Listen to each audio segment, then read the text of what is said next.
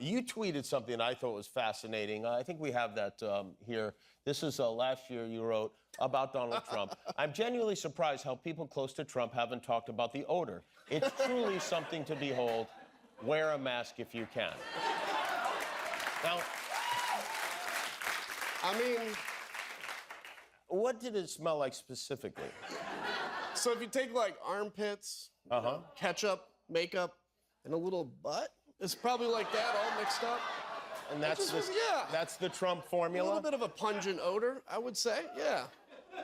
You definitely wouldn't want to bottle it up and wear Trump cologne. That's for sure. Is this something that like you guys would talk about? Like, oh boy, wow, he's got something going on there. I think people were a little scared to talk about it, but it was obvious. And maybe it wasn't permanent or all the time, but it's there. You spent time with him? I did, yeah. You got close to him? Mm-hmm. Not too close. But No, like he invite all of us into the Oval Office all the time, and it's hard to avoid that. This photo op situation that he concocted at Arlington National Cemetery? You've been there. You're a veteran. You've served. You've been in the. I mean, explain why that's such a vile thing to do. It's one thing for a sitting president or even a candidate to go on an official visit, to go, not to take pictures, to honor the fallen who have died for this country. It is like the last vestige of nonpartisanship that we have to hold in this country, and we have to hold it in a very kind of religious way almost. People that gave everything to go there, to have one of his staff members push a worker who probably was pretty angry because she saw what was happening, which is these people that she's been committed probably her life to honoring, he's going to go there and make a mockery of it. And he went in and turned it into a campaign event, got his picture, smiled with his thumbs up for God's sakes. So what you can do is now if you politicize Arlington National Cemetery, everybody running for Congress, everybody running for the Senate, is going to have to go there and get their picture taken at Arlington to show that they're a good, solid American. You cannot politicize fallen American soldiers come hell or high water. That is a red line you can't cross. He crossed it happily, and he's defending himself, and not just defending himself, going after the worker that one of his people shoved. And that is just so beneath the presidency. I feel like,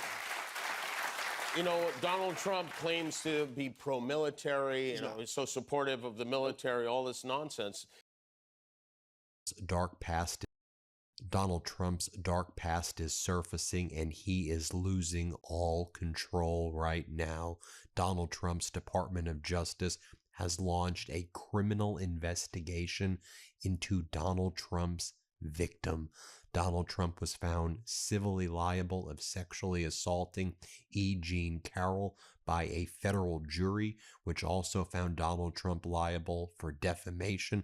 And then a separate federal jury found Donald Trump liable for defamation, again, for lying about not sexually assaulting E. Jean Carroll. Now Donald Trump's DOJ is criminally investigating Donald Trump's victim, saying that she lied under penalty of perjury during a deposition in connection with the case where she prevailed, where a jury ruled in her favor, where the Second Circuit Court of Appeals affirmed the jury's verdict. Donald Trump says that E. Jean Carroll, during her deposition, lied and said that she was not getting any outside funding for her case against Donald Trump. And then later it was learned that a nonprofit was providing certain fees for the costs, not for the lawyer, but for the costs, which was disclosed by E. Jean Carroll's lawyer. The federal judge in the case said, yeah, that's a nothing burger. The Second Circuit Court of Appeals said, yeah, that's a nothing burger. The jury didn't find it of any significance at all. Heck, Donald Trump was too scared to even show up at the trial. He was in Scotland and Ireland. He wasn't even there. And by the way, he performed so miserably at his deposition. But despite E. Jean Carroll prevailing, despite that being a non-issue, Donald Trump's DOJ now is launching a criminal investigation into E. Jean Carroll. This is what the DOJ is doing, and it's out of that Chicago Prosecutorial Office, you know, the same one that engaged in so much misconduct that the Broadview 6 case, those peaceful protesters outside of the Broadview facility, that case was dismissed for some of the most egregious grand jury misconduct ever, is what the federal judge said. And this is how Donald Trump is now spending our taxpayer dollars going after his victim, where he was adjudicated. But when the president spoke, he talked about you and your former colleague, Congressman Liz Cheney, getting these pardons specifically. And I don't know if you have heard the exact words. Someone may have sent you a quote, but because I know you were trying to sleep in, Congressman, let me just play for you what the president said about you. Why are we helping some of the people? Why are we helping Liz Cheney? I mean, Liz Cheney is a disaster. She's a crying lunatic and crying Adam Kinzinger. He's a super crying. I never saw the guy not crying. He's always crying. I looked at him. I remember years ago he was actually on my side. And then one day, you know, when you don't want to kill people in wars, they turn against you. Liz Cheney hated the concept of not going to war with everybody. So he calls you a super crier. I mean, what does that say to you about where we are? Well, first off, I didn't sleep that late. It was like 8 o'clock. So, but no, look. I mean, this is what we're going to expect for 4 years. It's just childish, right? We literally did our job, and we embarrassed him. We showed that for 187 minutes he sat on his butt while his people tried to overthrow the government, and that embarrassed him. The idea of saying that, we're out there begging for war. I mean, I'm a veteran, for God's sakes. I'm in the military, for God's sakes. That's a silly accusation, but that's what he does. I mean, again, it's going to be 4 years of making up stuff, exaggerating, and punching down. This should be a day, this is the crazy thing, this should be a day of celebration for Donald Trump. He should be standing up there unifying. I saw one of your commentators, I won't call out by name, saying that, it was great to watch Donald Trump say these things in front of Joe Biden. Like, what kind of vengeance, what kind of sore winner are you? You won. Celebrate that. Put a vision out for people instead of continuing to look back and punch down. But again, this is, I think, the thing that unifies this movement, and now they got to govern. What made me do it is just simply my oath. I mean, what shocks me is that there were more people that didn't. I said this and I mean it, like, I'm not, nothing that I did was heroic, but I was just surrounded by a bunch of cowards that were too scared to do it. I mean, this is like, to me, it's the most basic thing. How do you defend your country? You have been, as a member of the House, God has basically, they have picked you to represent 700,000 people. What an honor that is. And you're going to sit there and say, my career is more important than this moment with 700,000 people? I wear the name of Andreas O'Keefe, who's a friend of mine that was killed in Iraq, on my wrist. That now when an airline, for some reason, screws you up and doesn't let you, whether you can't make the flight, they used to give you a credit. But now they are forced to refund you. And, I think that's a huge deal. You gotta be kidding, okay? If that's Biden's greatest accomplishment, all right, reimbursement for an airline ticket, okay, then his presidency stinks, okay? It stinks, okay? One of Trump's greatest accomplishment might not even be the greatest, but it's a good one. It's a good one. Is the wall. Make sure you subscribe to my channel. Okay, thank you. The oddity in all of this is the people Trump despises most love him the most. Go look at Mar-a-Lago, see if there's any people that look like you. I'm talking to you in the audience. The Trump voter who, idolizes the guy, he despises you. I don't hate Donald. Donald's doing his thing. I hate you for voting for him, for not having an intelligence. Not able to see what's going on with the coronavirus. Not able to see what the Justice Department is doing. I hate you. I don't want you here. Donald Trump just gave what was clearly the worst Memorial Day speech in presidential history. He mocked our service members who made the ultimate sacrifice, and he tried to do jokes during his speech. And he said, I don't see a lot of Donalds at Arlington National Cemetery. And he tried to get laughs out of the crowd. It's Memorial Day. What are you doing? And then he messed up the name of the first individual he was talking about and called him Christ Man. Here, play this clip. By the name of Private Christ Man, Private William Henry Christman of Pennsylvania, who died as 19 years old. He was a great young man, they say. Beside him are more than 18,000 other young men named William, over 20,000 named John, over 13,000 named James, joined over time by Isaac, Elijah, Earls, Hanks, Helens, Wands, Margarets, Marius, Donalds, not too many, and others whose names tell the true story of American greatness, and greatness it is. Then Donald Trump kind of demeaned the sacrifice of the 13 service members who died during his catastrophic and unlawful war in Iran. And he was saying, look, it was only 13, and that's less than other wars out there. And look how successful I've been in my wars. Me, me, me, me, me. This isn't about you, Donald. This is Memorial Day. This is about those who made the ultimate sacrifice to our country. Here, play this clip.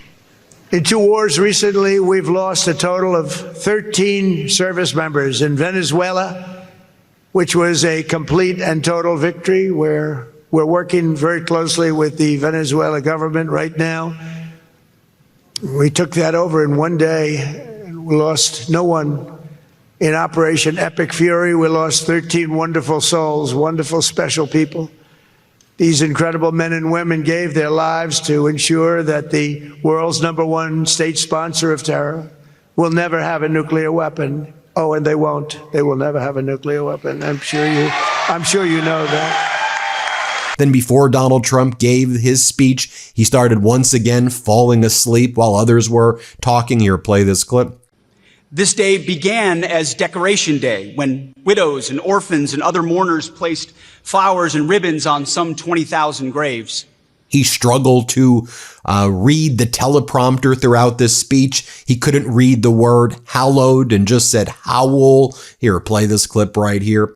Today, here at Arlington, a very special place that howled burial grounds, battlefields across the country. And because Donald Trump refused to read the names of the service members who lost their lives in his catastrophic and unlawful war in Iran.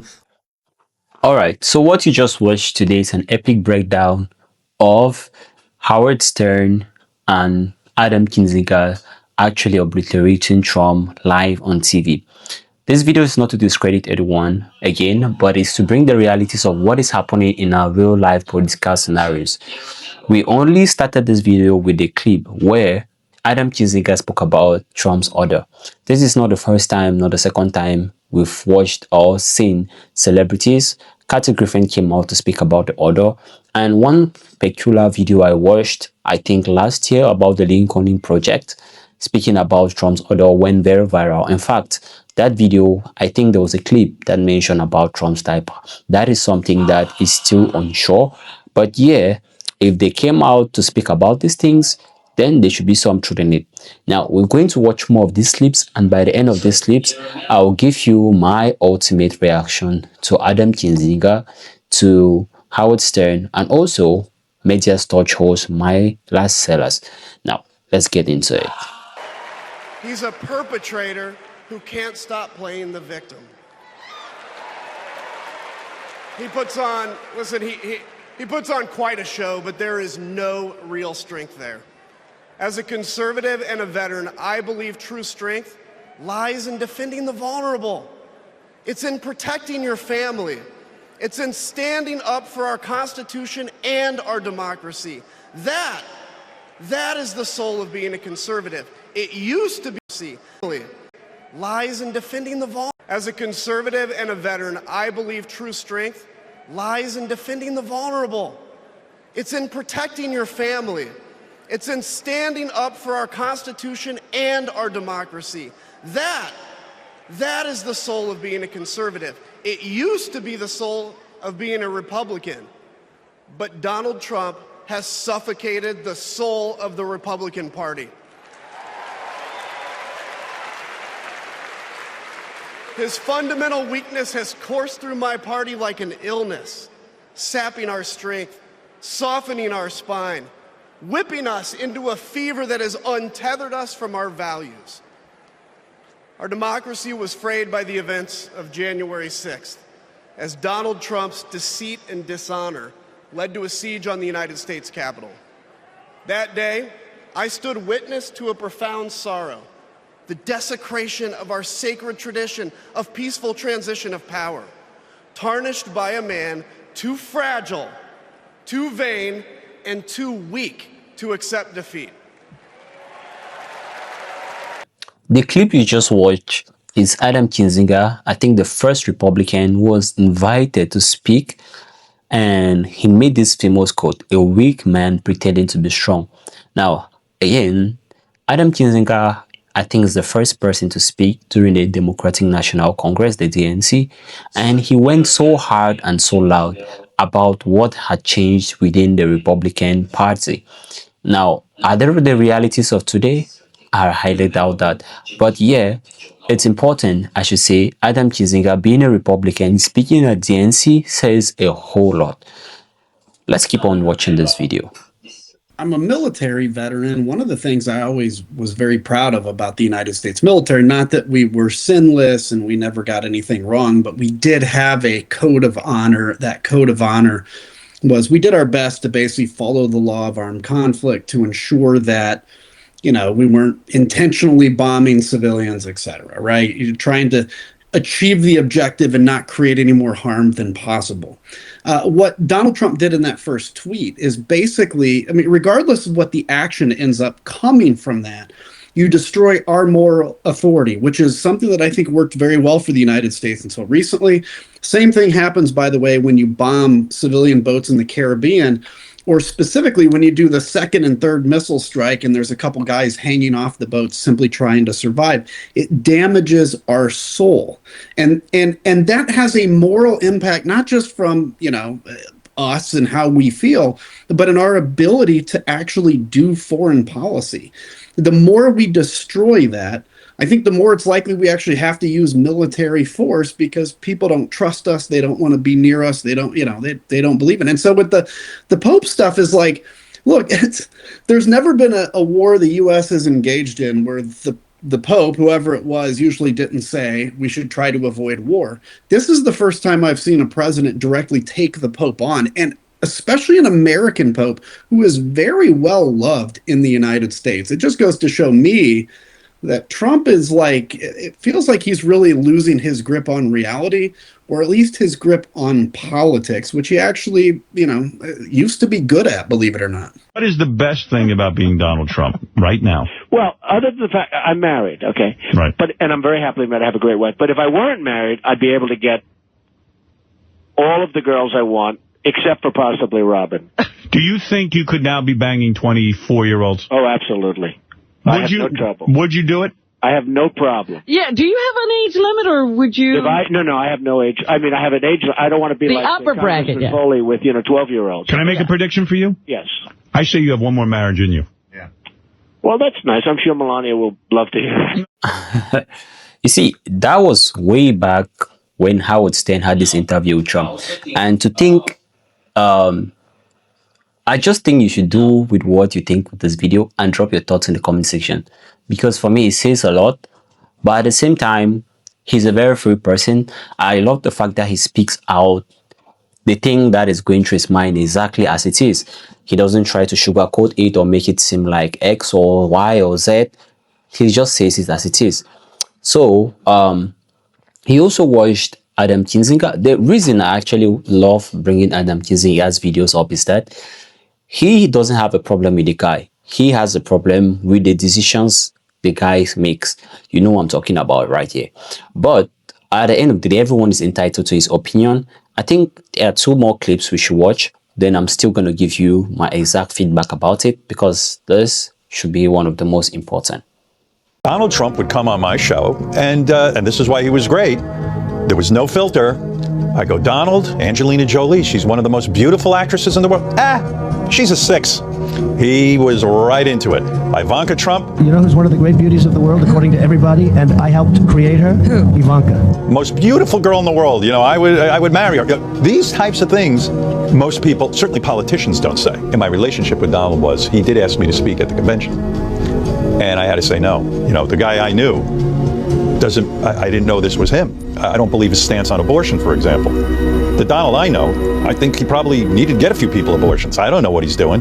His stance on abortion, that women don't have the right to choose what they, you don't have to get an abortion. But if you want the right, I remember the days of women in the back alleys with coat hangers. That's not acceptable.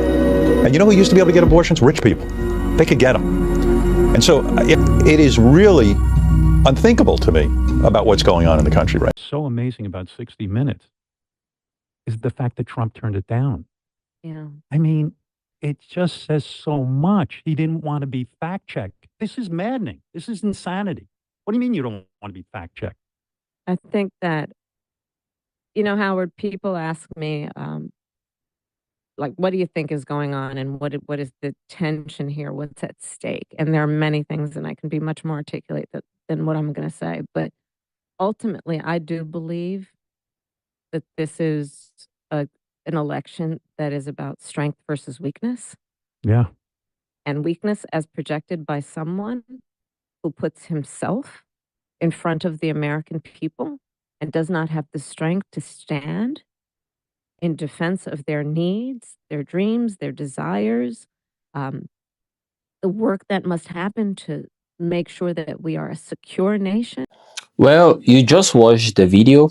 Now, the first clip I actually spoke about was Howard Stern saying it as it is. Trump does not hide what he thinks. He says what he thinks and he means what he says.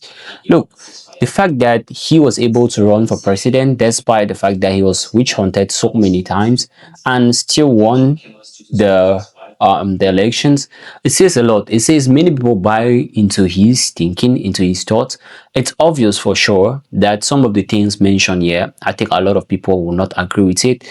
Like, I don't think somehow, some way you should see things like that about especially your daughter or someone you care about just so easily like that.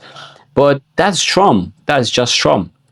And the video you watch where Kamala and Howard Sponsor spoke together, I think it explained the reality of the last elections and the next one to come. I think it's about the first year that is being exhausted, but we should still expect more.